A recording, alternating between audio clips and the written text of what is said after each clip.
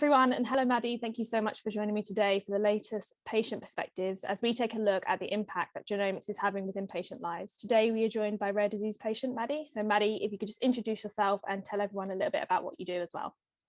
Yeah, hi everyone, thanks for having me. I'm Maddie Stoodley, I'm 26 and I have Gaucher's disease type 3, and I'm currently working for the UK Gaucher's Association as their project coordinator, and I also work part-time at Apparito, which is a medtech company, and I also do some project management for them as well. For those who don't know, would you be able to kind of give us a little bit of information about kind of what Gaucher's disease is and kind of what the symptoms are as well? Gaucher's disease is an enzyme deficiency disorder, which basically means that I lack an enzyme to break down these like fatty acids, is how I would describe them, that build up in my vital organs. So build up in my spleen, liver, lungs, and because I have type 3 also affect me neurologically. So I have these cells basically multiplying in my brain all the time. And because of this, I need the enzyme to be put back into my body to basically break down those cells. Otherwise, my organs would shut down quite slowly. So that's basically what it is in a nutshell. Yeah, so that's. When did you kind of first present with symptoms, and when do your parents kind of think, oh, there might be something that's not quite right?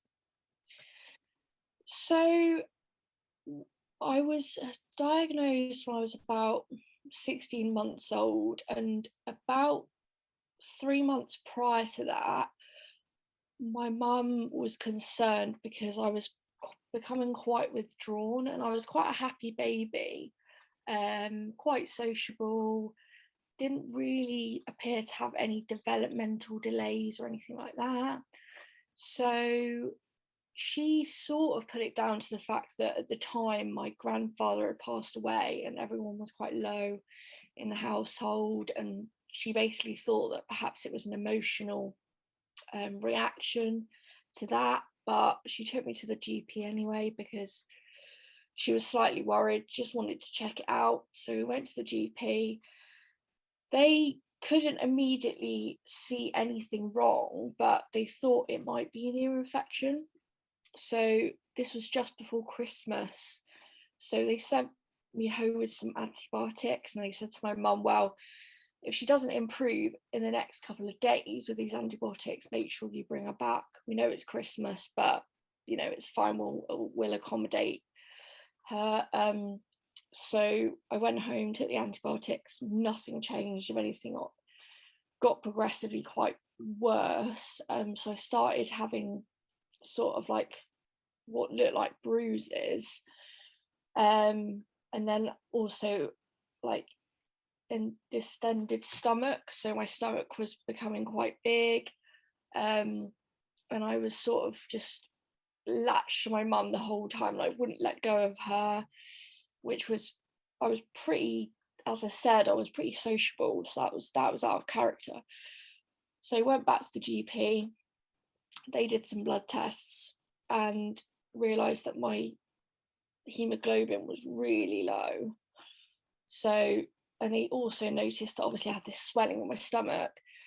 So they immediately thought, oh, perhaps it's leukemia. You know, she might have a tumour. And we were actually really lucky because we lived in Watford at the time. I was referred to Watford General from my GP, who did the blood test, and they then referred me to paediatric oncology at Greenwich Street, which would not have happened if they didn't have a joint partnership. And I honestly hate to think how many years or months it would have taken for me to get that diagnosis had they not had that partnership. So I went to Great Ormond Street. They did a bone marrow aspiration because they thought it was leukemia. Turns out it wasn't leukemia, but it was a very rare genetic condition called Gaucher that my parents had never heard of.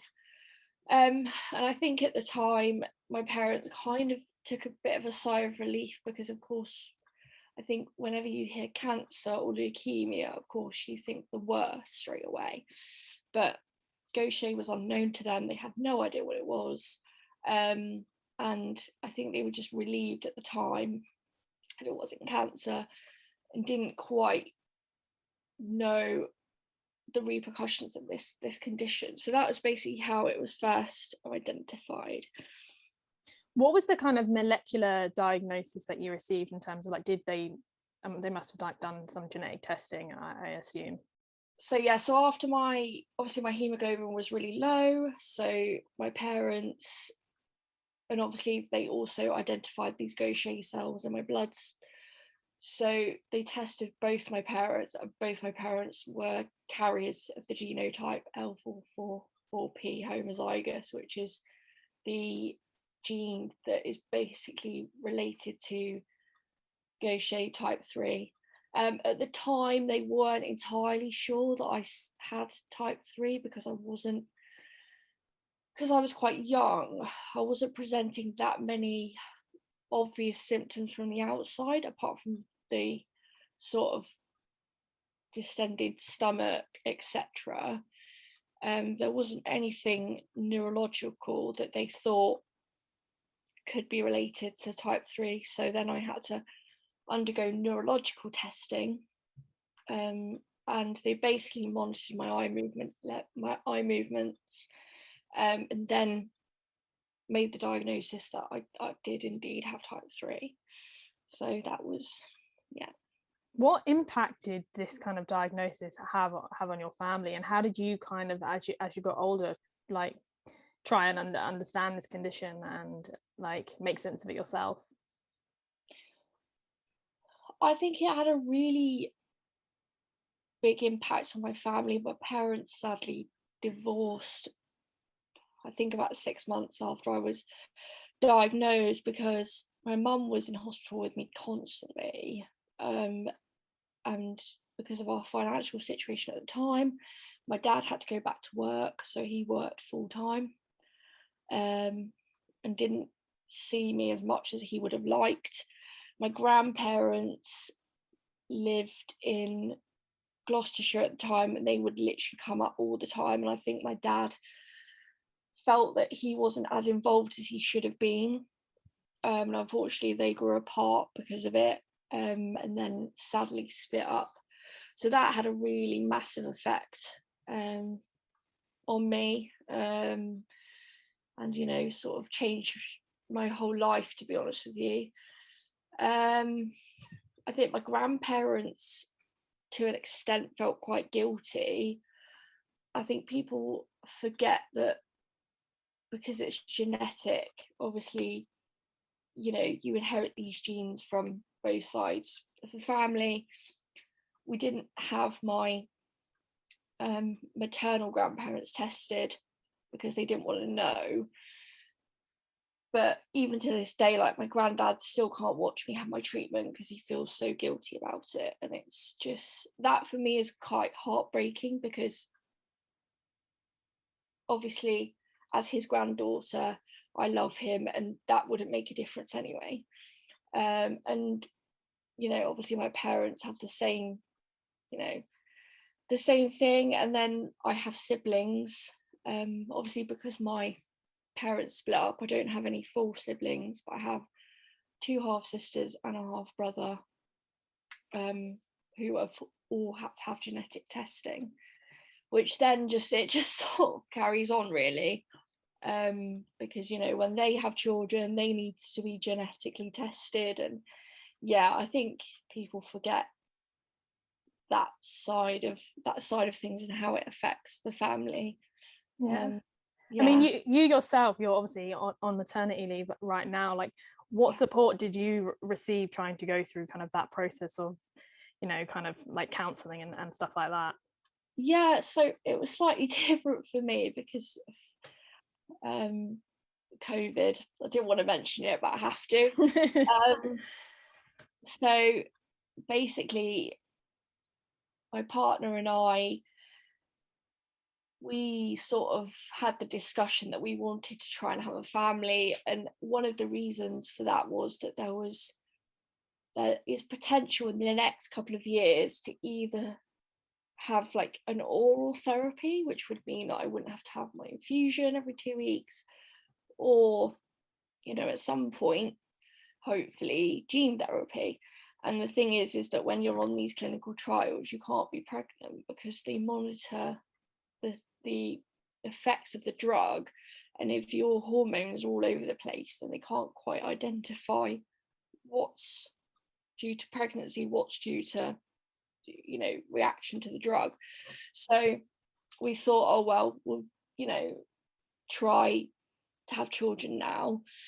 And yeah, it was a really difficult time because ordinarily I think we would have got at least 3 appointments of counselling. You know, they would have gone through everything with us. You know, obviously it's a massive thing to go through because you never know. Like, people were saying, oh, it's a 1 in 40,000 chance, and it's, you know, all of these statistics, and you think, yeah, okay, but then both my parents had it and they didn't know.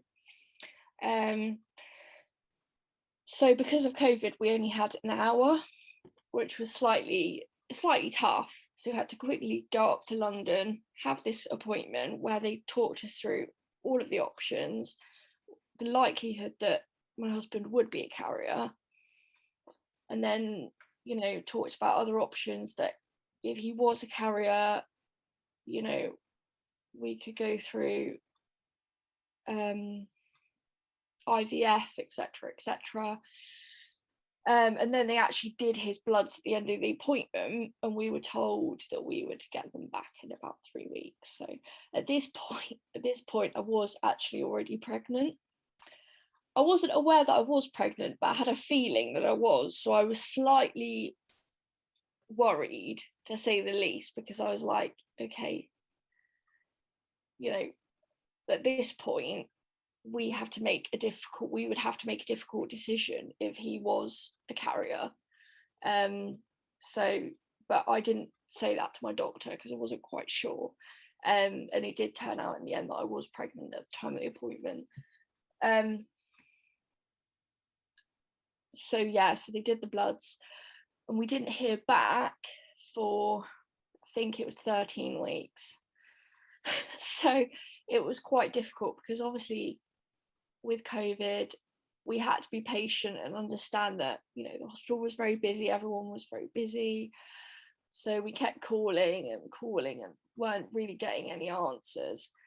And then eventually the results were given to the midwifery department of my local hospital, but I didn't realise this at the time.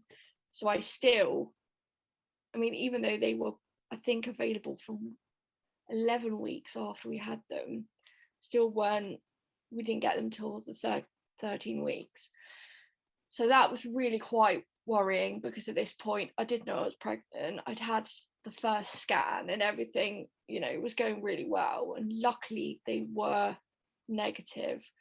But, you know, I think I don't know how I would have felt had the results come back positive. I think we were just very lucky that we weren't in a position to have any of the conversations about, you know, what we would do next, basically. Yeah, I mean, you mentioned kind of briefly that you have to kind of go through that in that infusions. Would you be able to just kind of discuss a little bit more about the kind of treatment and some of the kind of potential experimental therapies that are potentially being explored? So yeah, so I have enzyme replacement therapy at the moment every 2 weeks, and I've had that since I was diagnosed at 16 months old, and my husband administers that now, which is really good because it gives us a lot of flexibility around work, etc. But as I said just now, there is a possibility in the next couple of years to have an oral therapy, which would basically be a tablet once a day, and that would be it. Basically, I wouldn't have to have, you know, any injections, and it would just be life-changing practically for me, because like at the minute, even though my husband does my infusion, it's like even things like having the drugs delivered, I have to stay in for a whole day to wait for those drugs to be delivered. And I'm quite lucky that I work from home, so that doesn't really impact me. But I know that a lot of my friends, you know, that are at university, or, you know, they actually go out and work, that it's really hard logistically to actually organise that.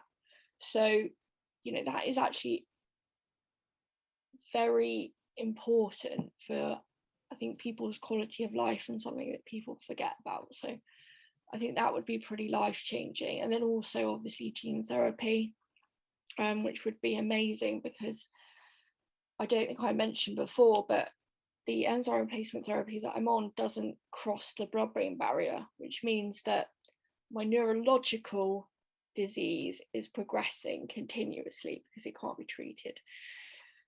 If gene therapy was created, that would be something that would be able to basically, hopefully, stop the impact of the disease in my brain in its tracks. So it wouldn't cure the disease, but it would basically prevent it from ever getting any worse, which for me is the ultimate, that's basically the ultimate treatment that I could ever receive. And I think one of the important things that I've thought about gene therapy, because I've been on quite a few calls recently, talking about, you know, what patients think about gene therapy.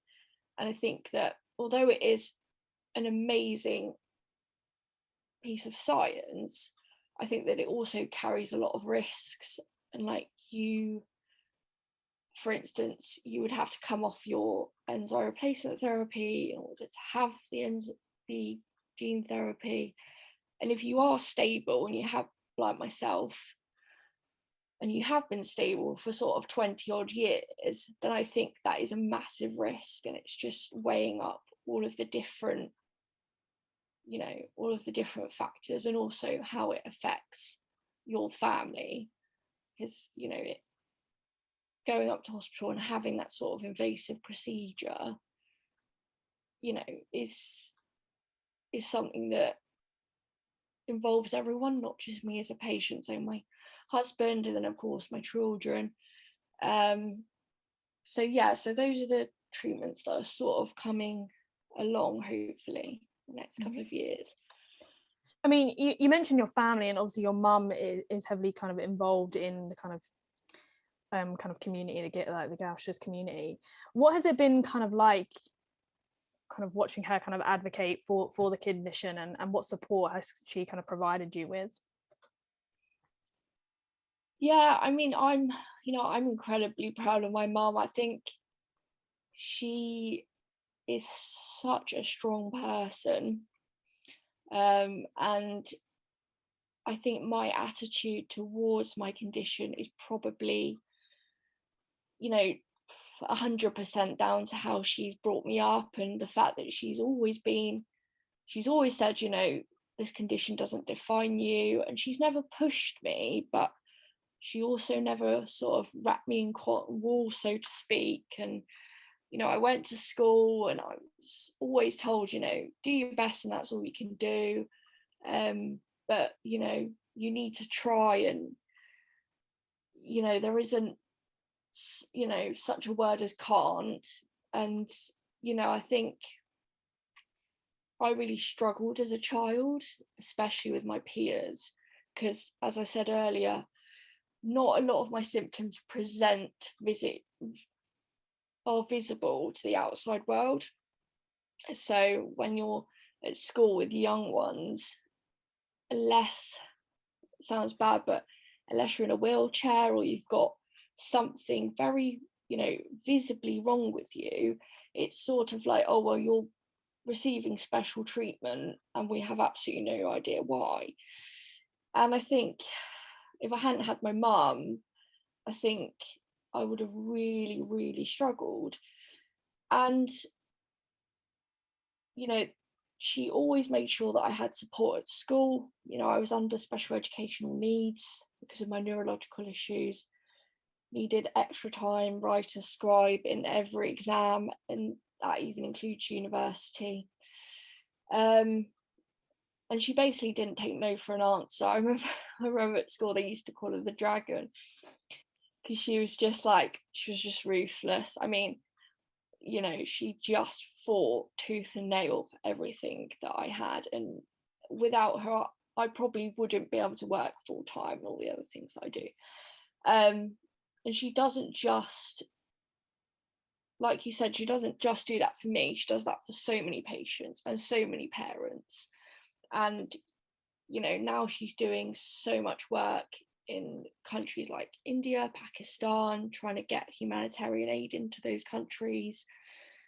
And I just think that now she would say that, you know, she did all that for me, and now I've kind of flown the nest, and you know, I'm independent and all the rest of it, and now she wants to do that for other people. And I just think that's amazing. And to have that sort of person as a role model, it's just incredible, really. Yeah, so I think she's now coming up to, I want to say 16 years she's worked in either the UK, and then obviously recently she moved over to be the CEO of the sort of International Gaucher Alliance. So yeah, she's an incredible person. Yeah. I mean, what has it been like for you as well? Because obviously you're here today kind of sharing your story, and you're also kind of an activist for the condition. What has that experience been like for you, kind of sharing your story and getting more involved within the community? Yeah, I mean, this definitely wasn't something that I thought I would have done when I was at primary school, because as I said before, that was quite a difficult time for me. And I wasn't angry at the world, that's not the right expression, but you know, I wanted to be just like everyone else, I wanted to fit in, blah blah blah. And as I got older, I realized that I could be, you know, I could pretty much do everything that my peers did, and I could also use my experience to help other young Gaucher patients. And that's basically what I try and do on a daily basis, is just basically make sure that the younger ones know that, like my mum taught me, that your condition doesn't define you. Yes, you live with it, and yes, you know, you have your ERT, and yes, you have to go to the hospital and all of these other things, but actually, you know, they have so much potential. And I think it's really important to have older, I mean, I'm not that young anymore, I'm 26, but I've always thought of myself as like sort of an older one that they can kind of look up to. But I think that there's like 10 of us that are about my age, similar age, and you know, we're all different, we all have different symptoms, we all do different things. But I think that it's really good for the young ones to see, you know, us go through school, go through college, go through uni, work, have relationships, you know, all of these things are possible. And I think that when I was younger, having someone like that would have been really useful. Obviously I had my mum, but you know, 20 years ago, you know, we still didn't know that much about the condition. Treatment was still quite a relatively new thing, and before that people were having bone marrow aspirations, which is quite bone marrow transplants, which is quite a risky procedure. So I didn't necessarily know anyone that was particularly older than me. So I think that that's why I got involved, and that's why I love doing what I do. And actually, the older I get, the more involved I get into it, the more knowledgeable I am, and it just drives me to sort of spread more awareness and all of the sort of just being an advocate. Basically, it just spurs me on to fight harder, really. I mean, you're kind of very open about the impact that your kind of diagnosis has on your mental health.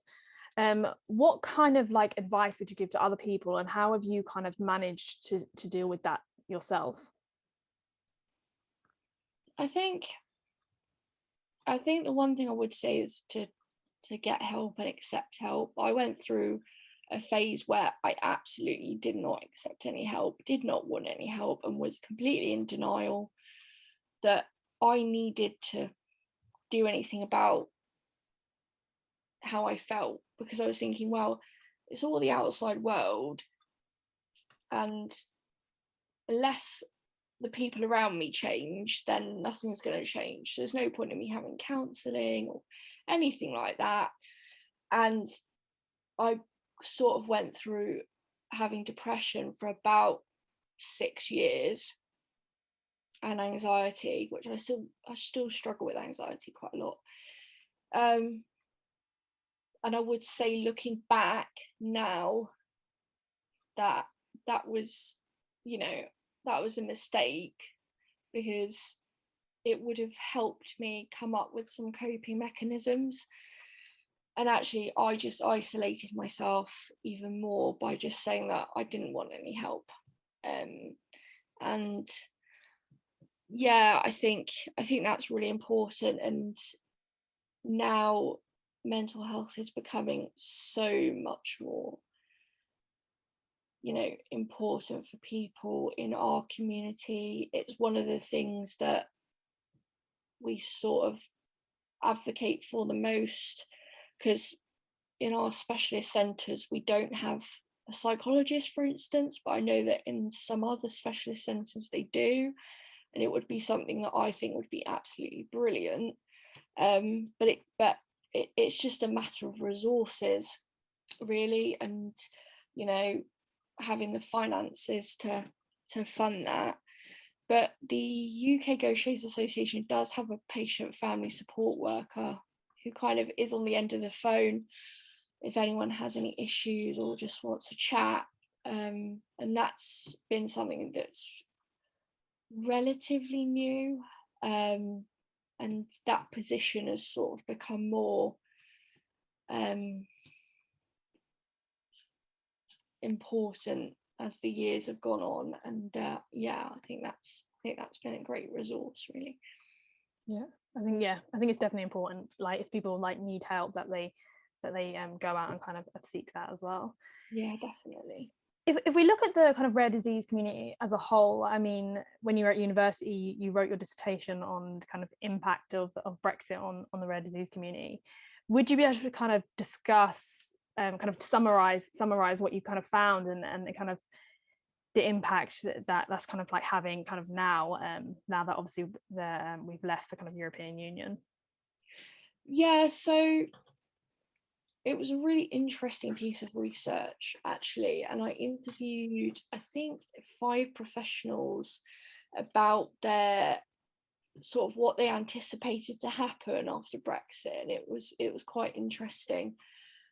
So I think 4 of the people I interviewed were extremely negative about it. One of them actually said that it could delay our access to ERT by a number of years, because they would have to take off, basically because the EMA would no longer oversee the safety protocol of the products used in the UK.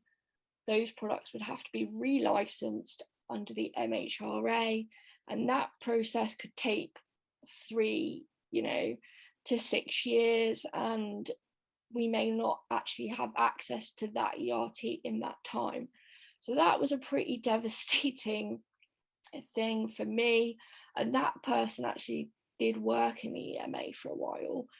So when they said that, I took it quite literally, and I couldn't believe it, really.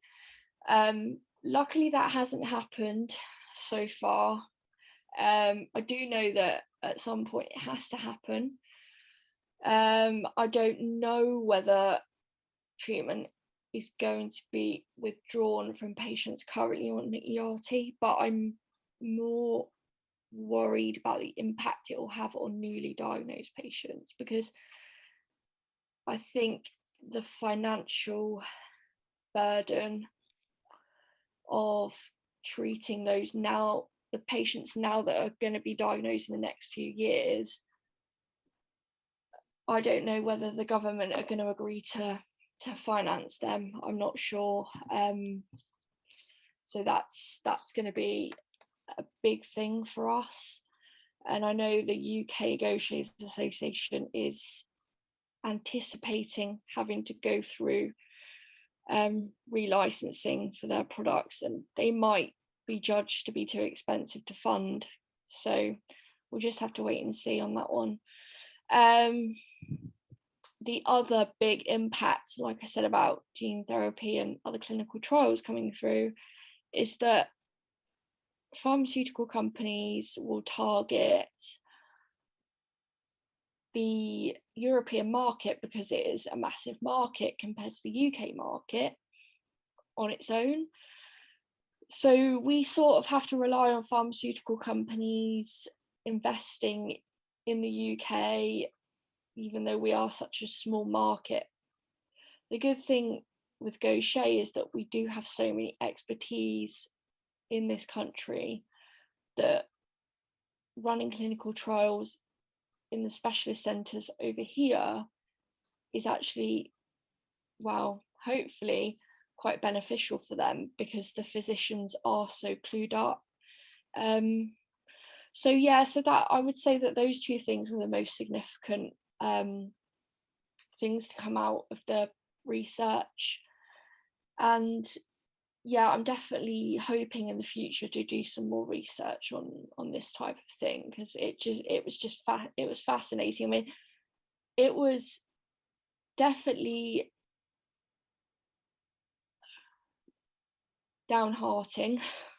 It wasn't cheery, but yeah, it was how everything sort of fits together. I never quite realised it. I think it also helped me to kind of come to terms with my condition even more, and as I said before, just spurs me on to, do some more research and just keep doing the advocacy work that I'm doing, basically. Yeah, well, I can't wait to see what you get up to next. But thank you so much for joining me today, Maddie. It's been really interesting, and it's been great to kind of hear you share your story, and I hope that kind of resonates with other people as well. So thank you so much. Thank you for having me. Thank you.